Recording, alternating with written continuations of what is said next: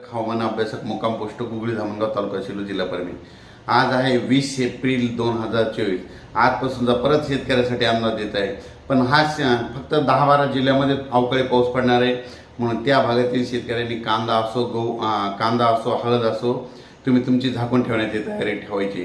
सांगायचं झालं तर 20 एप्रिल पासून ते 28 एप्रिल दरम्यान महाराष्ट्राच्या दक्षिण भागाकडे पाऊस पडणार आहे आणि कोणत्या कोणत्या जिल्ह्यामध्ये पासणार आहे म्हणून हा अंदाज लक्षात घ्यायचा।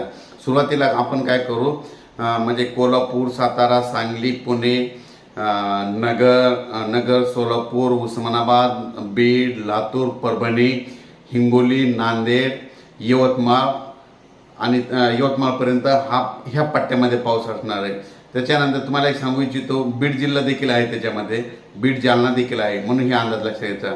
म्हणजे सांगायचं झालं तर आपण परत एकदा सांगतो, सातारा, सांगली, सोलापूर, कोल्हापूर, पुणे, त्याच्यानंतर नगर, बीड, जालना, परभणी, हिंगोली, लातूर, नांदेड, यवतमाळ, म्हणजे ह्या भागामध्ये 28 एप्रिलपर्यंत म्हणजे दररोज 2 दिवसांनी परत एकदा येणार। म्हणजे एक दिवस येईल की पुन्हा तिसऱ्या दिवशी पाऊस येईल, म्हणजे एक दिवस आल्याच्या नंतर परत तिसऱ्या दिवशी 2 दिवसांना गॅप करत पाऊस येणार आहे, म्हणून हा अंदाज लक्षात घ्यायचा।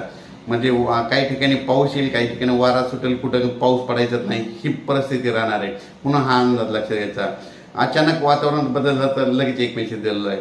पण परत एक सांगतो, आज आहे 20 एप्रिल। 20 एप्रिलला तुम्हाला एक माहीत असं सांगतो, मी पंजाब डक परभणी विधानसभा लोकसभा मतदारसंघातून मी वंचित बहुजन आघाडीकडून उमेदवार म्हणून आहे आणि परभणी जिल्ह्यात जर शेतकरी परभणी लोकसभेतले शेतकरी ऐकत असेल तर तुम्हाला सांगतो, एक शेतकऱ्याचा मुलगा आहे आणि शेतकऱ्याच्या मुलाला खासदारकीसाठी एकच चान्स आलेला आहे। तर माझं म्हणणं एक आहे, फक्त तुम्ही मला एकच मतदान करावे। तुम्हाला एक सांगू इच्छितो, भविष्यामध्ये शेतकऱ्याला कधीच म्हणजे खासदारकी लढवण्याचा चान्स येणार नाही। योगायोग आलेला आहे, वंचित बहुजन आघाडीकडून तिकीट दिलेलं आहे, म्हणून शेतकऱ्यांनी माझे जितके चाहते त्यांनी मला फक्त एकच मतदान 26 तारखेला केलं तर खूप चांगलं होईल। तुम्हाला एक सांगू इच्छितो, म्हणजे परभणी